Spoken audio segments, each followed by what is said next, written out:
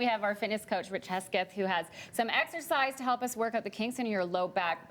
Many people suffer from back problems and back pain, chronic back pain. Yeah. And where do we begin when it comes to improving that and sourcing exactly what's causing it? Well, and that's a great point. The thing is, where you start is in your posture, in your standing posture. And we talked about it. He said it's really difficult for some people to find that neutral spine position. Right. So much of our life is sitting or in front of us with computers and cell phones and everything, where everything is leaned forward. And so we end up in this kind of position. You see people walking down the street with their coffee in their hands and they're like this. And so a lot of people are in poor posture right away. So to find that posture, just as a couple of cues, if we think of you're trying to create spaces between your head and your rib cage and your rib cage and your pelvis.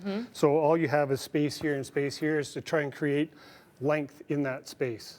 So you're trying to make your head and neck length and separated from your shoulders, separate the rib cage from your pelvis and really stand in this length. So as if someone's trying to pull you from the top of the head. It feels weird. It does feel weird, but that's the correct posture. And the unfortunate thing is we spend so much time at a desk hanging out that this feels normal. Right. And it's really important every 20 minutes or half an hour just to get up and realign yourself.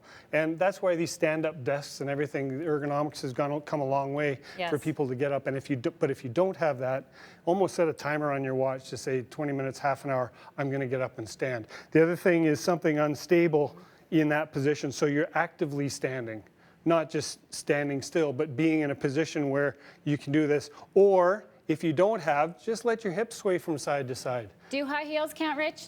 No.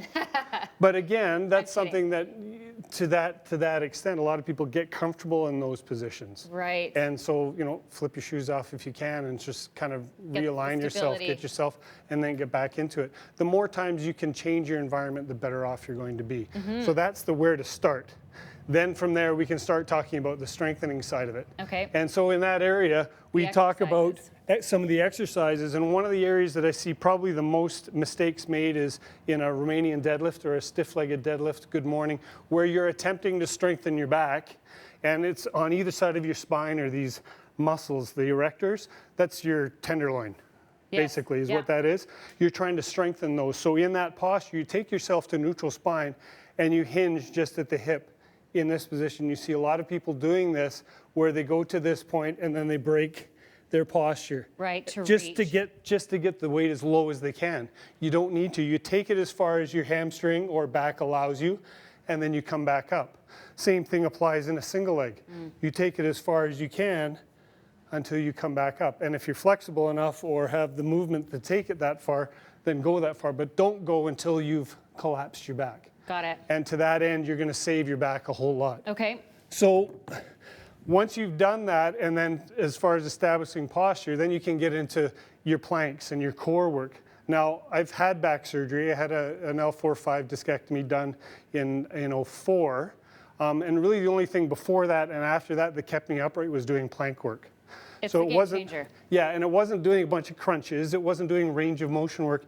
It was postural holding. So whenever you're doing plank, you think of your neutral spine. Yes. But then we take it down into our plank positions. So in any posture that you're taking, when you're in this neutral spine position, your head, neck, and low back are all in alignment in here. So there's none of this, there's none of this. Everything is straight ahead. You're not looking at your feet. And you're not looking up. Everything is neutral. Maintain those spaces. Yes. Yeah. So in those spaces, you're holding that same length as you always would as when you're standing.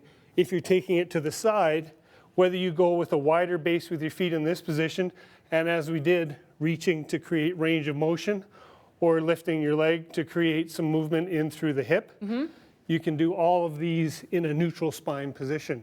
So the more you're doing that, and the more you can maintain that neutral position, because as soon as you take yourself out of neutral, all the nerves in your body, which leave through your spine, get compromised.